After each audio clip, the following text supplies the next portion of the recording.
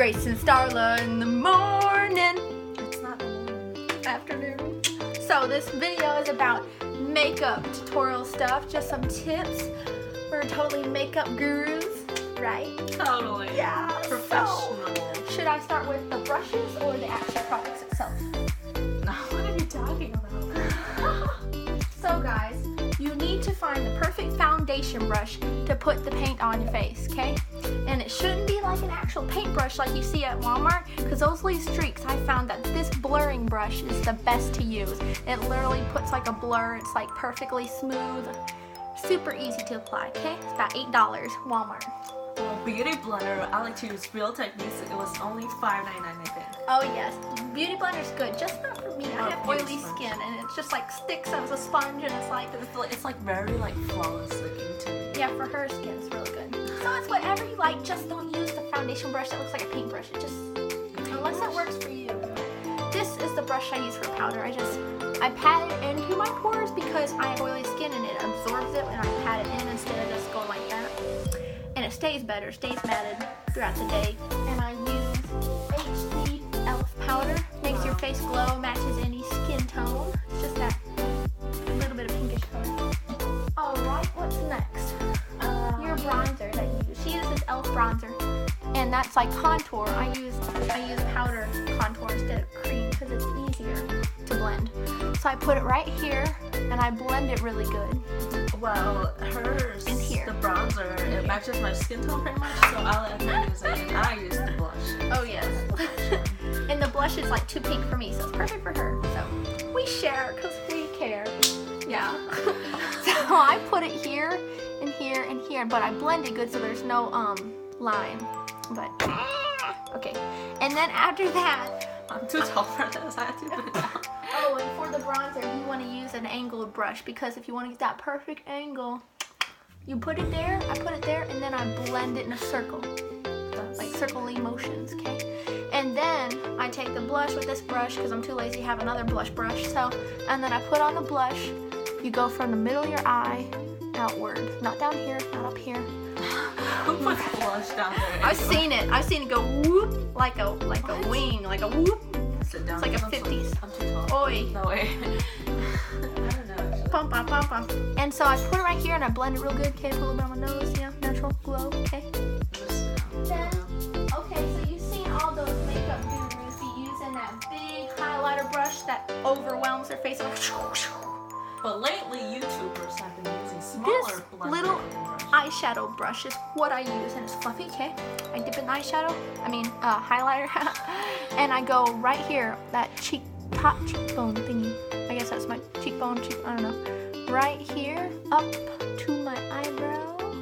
That's where the highlighter be popping. Right here. After the blush and bronzer. And then right here. Sometimes right here, right in the corner of my eye, right under my eyebrow. I love putting it in my corner eye. I like it doing it best with my fingers because it really pops. I go, got it. Okay, so after that, I do my eyeshadow. And here's a tip. Think about what you're gonna wear for the day so you can match your outfit with your eyeshadow. And if you're like me, I wear black to college almost every day. And my shirt sometimes is pink, so I wear like pink eyeshadow or sometimes a smoky I eye. do the same thing every day. No, I you mean, don't. like eyeshadow, not like. No, you don't. You're wearing. Oh yeah.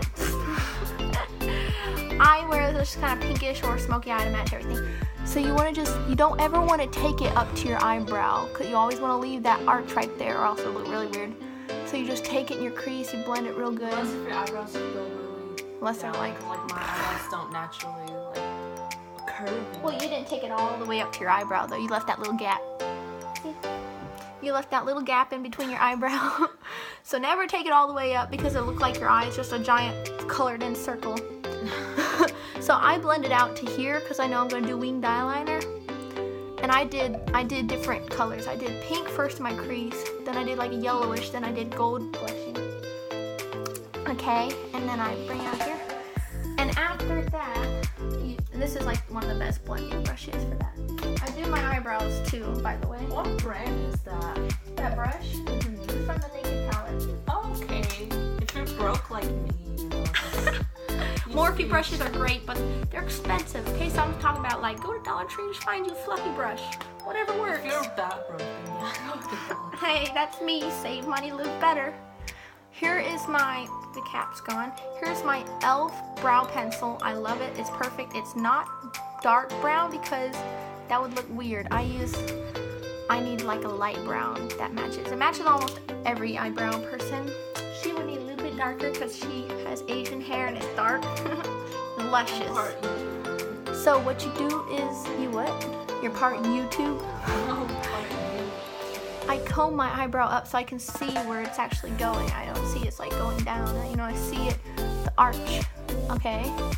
So what people get messed up, they don't know where their eyebrow should start, and they don't know where it should end, and they don't know where it should arch, okay? So this is how we learned at college. And this is how you know where to pluck your eyebrows. I can't see the pupil of my eye because it's so dark. I'm not evil, okay? But you go right next to your pupil. Okay, your pupil's here, you take it right next and you go straight up. That's where your arch should be. You take the tip of your nose, take a pencil right there, straight up. That's where your eyebrow should start, not here. When people have their eyebrows like all the way up here, it looks like naturally goes like that. It goes down. So it starts here, that's how you do it, both sides, okay? And then for the edge here, you go like this. You go with the corner of your eye and the tip of your nose, and that's where you know where it ends.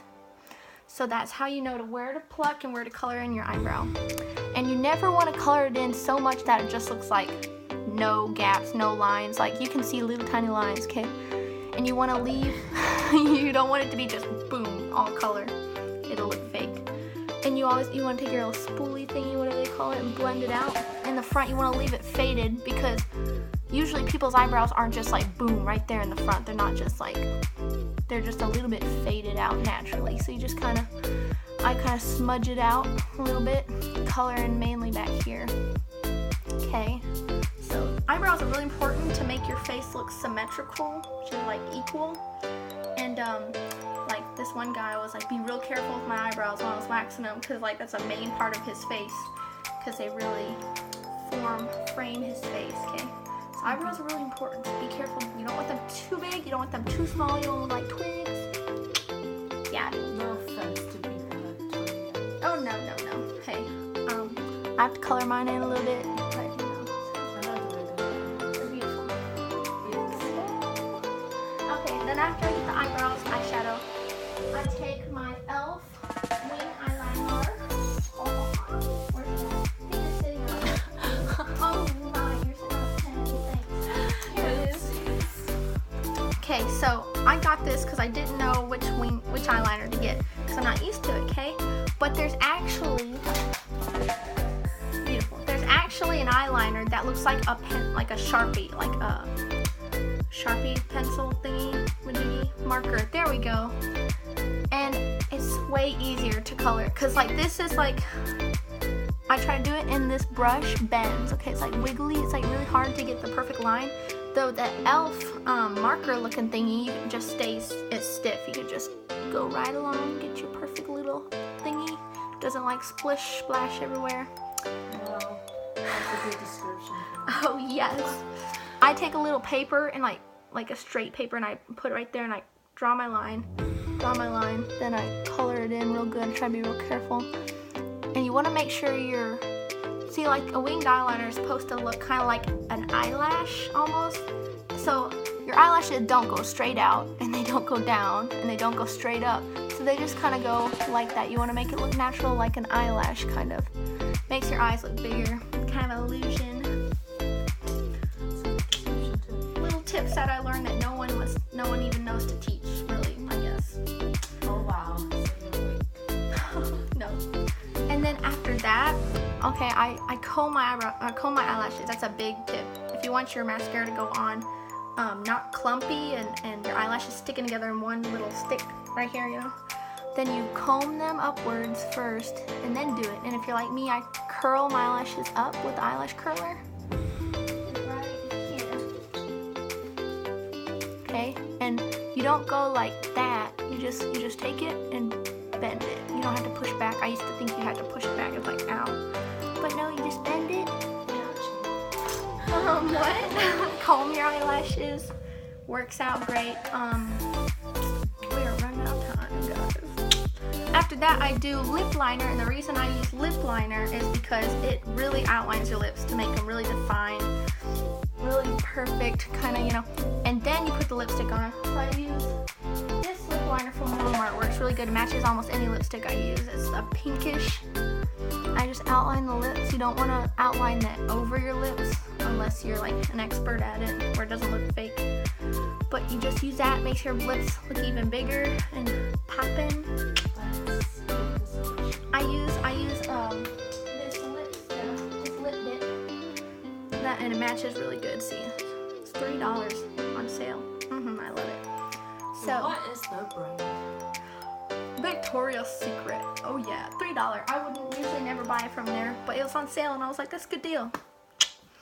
Also, if you're wanting, here's a big thing about concealer, never get a concealer that is lighter or darker than your foundation, because if you think about it, concealer's meant to conceal. So if it's darker or lighter than your foundation, it's gonna be obvious it's there. Like most girls think your concealer needs to be a little bit lighter than your foundation, but if it is, then you're drawing attention to that spot. It's like light dryness, like, whoa, you can see that clear.